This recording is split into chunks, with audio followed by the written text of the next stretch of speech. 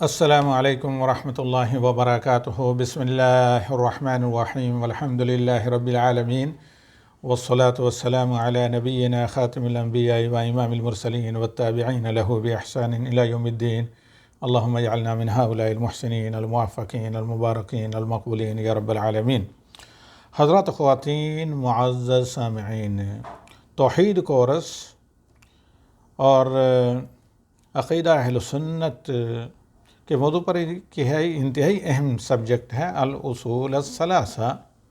جس کا یہ الحمدللہ آج جو میں آپ لوگوں کے سامنے لے کر حاضر ہوا ہوں، یہ 8واں درس ہے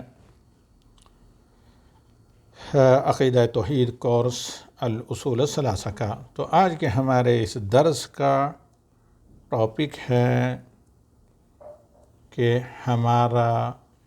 اور پوری کائنات کا رب کون ہے۔ جو سب سے پہلا سوال قبر میں ہوگا، پہلے درس میں بتا چکا ہوں کہ پہلا سوال اگر آپ کا خیری گزر گیا تو آپ کو الحمدللہ پاس مارکس گزر گئے، جیسے حدیث عثمان بن عفان کے حوالے سے کل میں نے آپ لوگوں کو بتایا تھا کہ آخرت کی پہلی منزل قبر ہے۔ قبر سے بآسانی اگر عالم برزخ کی پہلی منزل کو آپ با امن و ایمان و سلامتی پاس کر گئے، اسلام کا وہاں آپ کو سرٹیفکیٹ مل گیا،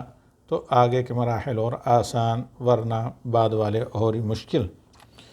تو چونکہ سب سے پہلا سوال موت کے بعد بندے کو اللہ تعالیٰ کے ملائکہ کی طرف سے یہی ہوتا ہے، من ربک، آپ کا رب کون؟ تو لہٰذا اس کو الاصول الثلاثہ میں سے الاصل الاول کہا جاتا ہے۔ اسی کو واحدین، مقررین اور ناصحین، آپ نے دیکھا ہوگا بر صغیر میں جہاں تربیتی تقریریں ہوتی ہیں وہاں نام دیتے ہیں۔ وہ سوالات جو آؤٹ ہو چکے ہیں، صرف آپ کو تیاری کرنی ہے۔ انہی سوالات میں سے پہلا سوال ہے من ربک، اور اسی کو الاصل الاول کہا جاتا ہے 3 بنیادی اصول میں سے۔ تو لہذا یہاں پر مؤلف فرماتے ہیں رحمہ اللہ، فَإِذَا قِيلَ لَكَ مَنْ رَبُّكَ، جب آپ سے یہ سوال کیا جائے کہ آپ کا رب کون ہے، تو ایسی صورت میں آپ کا جواب کیا ہونا چاہیے؟ تو مؤلف فرماتے ہیں فَقُلْ رَبِّيَ اللَّهُ الَّذِي رَبَّانِي وَرَبَّ جَمِيعَ الْعَالَمِينَ بِنِعَمِهِ۔ تو آپ کا جواب یہ ہونا چاہیے کہ میرا رب اور تمام جہانوں کا رب وہ ذات ہے جس کا اسم ذات اللہ ہے، جسے آپ اللہ سے پہچانتے ہیں، تو جس نے مجھے اور تمام جہانوں کو اپنے نعمت سے پیدا کیا، اور جو ہمارا مالک اور خالق ہے۔ تو دوبارہ اس جواب کو سنیں تو میرے قابل احترام برادران اور خواتین، آج کا جو درس ہے اس تمہید کے بعد اس کا موضوع ہے اصول ثلاثہ میں سے پہلی اصل۔ اور مؤلف رحمہ اللہ آغاز کرتے ہیں اس درس کا کہ اگر آپ سے سوال دریافت کیا جائے کہ من ربک، اے اللہ تعالیٰ کے بندے آپ کا رب کون ہے، فقل ربی اللہ، تو جواب دیں میرا رب اللہ تعالیٰ ہے۔ لفظ اللہ کا معنی ہے محبوب اور معبود برحق، یعنی مستحق عبادت اور worthy to be worshipped without any partner۔ تو آپ جواب دیں کہ میرا رب اللہ ہے، الذی ربانی، وہ ذات جو میرا پروردگار ہے، یعنی خالق ہے، مالک ہے اور پالنہار ہے، و ربی جمیع العالمین، اور تمام جہانوں کا عالم۔ عالمین کو جمع اس لیے ذکر کیا گیا جیسے کہ سورہ فاتح میں ہے، چونکہ عالم الجن ایک جن ہے، عالم الانس ایک انس ہے، عالم البر ایک عالم ہے، عالم البحار ایک عالم ہے، عالم الغابات ایک عالم ہیں، عالم السماء ایک عالم ہیں، اسی طرح ہر نوع پر عالم کا اطلاق ہوتا ہے جہان کا۔ تو اس رب نے تمام جہانوں کو اپنی نعمت سے پیدا کیا، اور وہی مستحق کی عبادت معبود برحق ہے۔ لیس لی معبود سواہ وہو معبودی لیس لی معبود سواہ، وہی میرا معبود برحق ہے، اس کے علاوہ میرے سامنے کوئی مستحق کے عبادت نہیں ہے۔ اور ابھی جو جواب آپ کو بتایا گیا ہے اس سوال کا کہ من ربو کا، اور آپ کہیں ربی اللہ، تو اس کی دلیل اللہ تعالیٰ کا فرمان سورہ الفاتحہ کی آیت نمبر 2، الحمدللہ رب العالمین، تمام حمد و ثنا اور صفات، ثنا و تعریف صرف اللہ کے لیے ہیں، جو تمام عالمین، تمام جہانوں کا رب ہے، خواہ وہ جہان کیا ہو، انس جن ہو یا حیوانات و نباتات وغیرہ ہو۔ اور یہاں پر ہمیں اور آپ کو اچھے طریقے سے معلوم ہونا چاہیے کہ کل من سوى اللہ عالم، اللہ کے سوا ہر چیز پر عالم کا، جہان کا اطلاق ہوتا ہے، یعنی اللہ رب العالمین رب ہے، باقی تمام کائنات اللہ رب العالمین کی مخلوق ہے۔ رب سے رب کا سب سے پہلا معنی ہوتا ہے خالق، پھر اس کے بعد مالک، اور پھر اس کے بعد حاجت روا، مشکل کشا۔ تو لہذا اللہ تعالیٰ کے سامنے اللہ ایک خالق ہے، باقی اللہ کے علاوہ ہر چیز پر عالم کا اطلاق ہوتا ہے، اور عالم یا عالمین سب کے سب مخلوق ہیں۔ اور آپ کا جواب یہ ہو وَأَنَا وَاحِدٌ مِّن ذَلِكَ الْعَالَمِ، کیونکہ تمام عالم کا رب اللہ تعالیٰ ہے، اللہ کے سوا ہر چیز پر عالم کا اطلاق ہوتا ہے، حتیٰ کہ انبیاء اور رسول سے لے کر وہ مخلوقات جو ہمیں اور آپ کو نظر بھی نہیں آتی، اللہ علیم و خبیر و لطیف و خبیر ہے،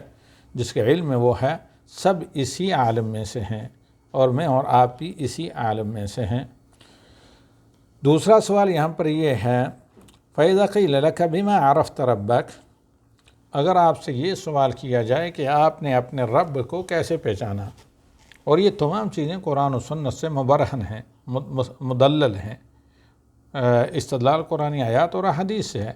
کیونکہ اللہ کے نبی صلی اللہ علیہ وسلم فرماتے ہیں کل مولود یولد علی فطرت الاسلام، فطرت سلیمہ اگر ہو، قلب سلیم، عقل سلیم، تو ہر بچہ فطرت دین پر پیدا ہوتا ہے، اور اسے کسی غلط راستے پر شیطان و انسان نہ بھٹکائیں، اس کا ماحول نہ بھٹکائے، تو وہ صرف اپنے رب کی عبادت کرے گا، جس طرح سب کے سب انبیاء فطرت پر تھے۔ حالانکہ کس طرح کے ماحول میں پیدا ہوئے،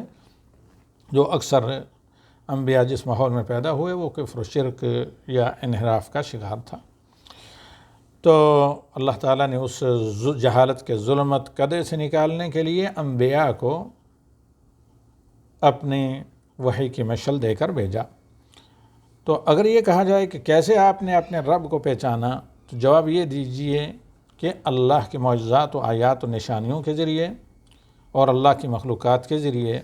بِآیاتِهِ وَمَخْلُقَاتِهِ وَمِنْ آیَاتِهِ اللَّيْلُ وَالنَّهَارِ، اور اللہ تعالیٰ کی خالق ہونے کی نشانیوں میں سے ہیں رات و دن، رات و دن کی آمد و رفت، اور والشمس والقمر، سورج اور چاند یعنی آفتاب و ماہتاب، اور اللہ تعالیٰ کی مخلوقات میں سے 7 آسمان ہیں، 7 زمینیں ہیں، اور ہر وہ مخلوق جسے ہم اور آپ نہیں جانتے، صرف اللہ جانتا ہے، ان 7 آسمانوں و زمینوں میں ہے، جو ان کے درمیان میں ہے۔ اس کی دلیل اللہ رب العالمین کا فرمان وَمِنْ آیَاتِهِ اللَّيْلُ وَالنَّهَارُ وَالشَّمْسُ وَالْقَمَرُ، کہ اللہ کے وجود پر اور عظمت پر جو چیزیں اس کے خالق اور رب ہونے پر دلالت کرتی ہیں، ان نشانیوں اور دلائل میں سے کیا ہیں کہ اللہ کی نشانیوں میں سے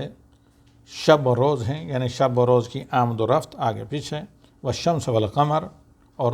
آفتاب و مہتاب کی آمد و رفت اور آنا جانا، لا تسجدوا للشمس ولا للقمر، یہاں اللہ نے توحید ربوبیت کا لازم قرار دیا ہے توحید الوہیت کو۔ تو اے لوگو، لہذا تم آفتاب و مہتاب اور مون و سن ان کو سجدہ نہ کرو، بلکہ پھر کیا کرو، واسجدوا اللہ الذی خلقہن، بلکہ اس خالق مطلق کو سجدہ کرو جس نے ان سورج و چاند کے عالم کو بھی پیدا کیا، کیونکہ یہ بھی عالم میں سے ہیں، اللہ کی مخلوق ہیں جنہوں نے سورج چاند کو پیدا کیا۔ ان کنتم ایاہ تعبدون، اگر واقعی تم موحد ہو، اگر صرف اللہ کی عبادت کرتے ہو جیسے تمہارا دعویٰ ہے۔ تمام لوگ حتیٰ کہ جو بت پرست ہیں وہ بھی دعوت کرتے ہیں، دعویٰ یہی کرتے ہیں کہ ہم صرف ایک اوپر والے کو مانتے ہیں، لیکن اس دعوے کے خلاف عمل کرتے ہیں۔ اہل توحید یہ ہے کہ جو دعویٰ ہے اسی کے مطابق عمل کرتے ہیں۔ سورہ فصلت کی آیت نمبر 37 دیکھیے۔ اور اسی طرح اللہ رب العالمین کا فرمان، ان ربکم اللہ الذی خلق السماوات والارض فی ستۃ ایام ثم استوى علی العرش یغشی اللیل النہار یطلبہ حثیثا والشمس والقمر والنجوم مسخرات بامرہ الا لہ الخلق والامر تبارک اللہ رب العالمین۔ سورہ الاعراف کی آیت نمبر 54 یہاں پر اللہ رب العالمین فرماتا ہے، اے لوگو یاد رکھو، ان ربکم اللہ الذی خلق السماوات والارض فی ستۃ ایام، تمہارا رب وہ ذات ہے جس نے آسمان و زمین کو صرف 6 دنوں میں پیدا کیا۔ ثم استوى علی العرش، پھر مستوی عرش ہوا۔ عرش کیا؟ آسمانوں کے اوپر، سب سے اوپر عرش، اور اللہ تعالیٰ سب سے اوپر ہے، اور اللہ تعالیٰ سے اوپر کوئی چیز نہیں، تو سب سے اوپر عرش ہے۔ پھر اللہ تعالیٰ جیسے اللہ تعالیٰ کے شایان شان ہیں، اپنے عرش پر، عظیم عرش پر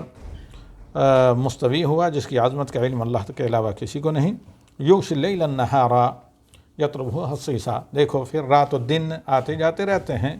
اور رات دن کو کور کر لیتا ہے، ڈھانپ لیتا ہے، اور تیزی سے آ کر ڈھانپ لیتا ہے۔ رات یغشی اللیل النہار، رات دن کو کور کر لیتی ہے، رات دن کو ڈھانپ لیتی ہے، کور کر لیتی ہے، یطلبہ حثیثا، اور تیزی سے آ کر دن کو کور کر لیتی ہے۔ والشمس والقمر والنجوم مسخرات بامرہ، اور آپ کو معلوم ہونا چاہیے کہ اللہ کی عبودیت اور تابع داری کے تابع فرمان بردار ہیں آفتاب و مہتاب، سورج چاند و ستارے، مسخرات بامرہ، سب کے سب اللہ کے حکم کے تابع ہیں، فرمان بردار ہیں۔ الا لہ الخلق والامر، تو تم ہی بتاؤ، استفہام ہے یعنی تقریری، الا لہ الخلق والامر، الا لہ، خبردار، یہ جو ہے تنبیہ کے لیے ہے، الا لہ الخلق والامر، خبردار اللہ ہی کی ساری مخلوقات ہیں، اور اللہ کے ہاتھ میں اس کا نظام ہے، زندگی موت دینا، حاجت روائی، مشکل کشائی، روزی رسانی وغیرہ۔ تبارک اللہ رب العالمین، بابرکت وہ ذات جو تمام عالموں کا رب ہے۔ تو اسی پر اکتفا کہتے ہیں، آئندہ ہفتہ لفظ سے صرف رب کی، آئندہ ہفتہ نہیں بلکہ اس کے بعد والے جو ایپیسوڈ ہوگا اس میں ہم صرف لفظ رب کی ڈیفینیشن آپ کے سامنے رکھیں گے کہ اس کی تعریف کس طریقے سے کریں باذن اللہ الواحد الاحد۔ اب اس درس کے بعد اجازت چاہیں گے ہم، یہ 8واں درس تھا عقیدے کا، تو انشاءاللہ اب ہم القلم کے سوالات کے جوابات پیش کریں گے۔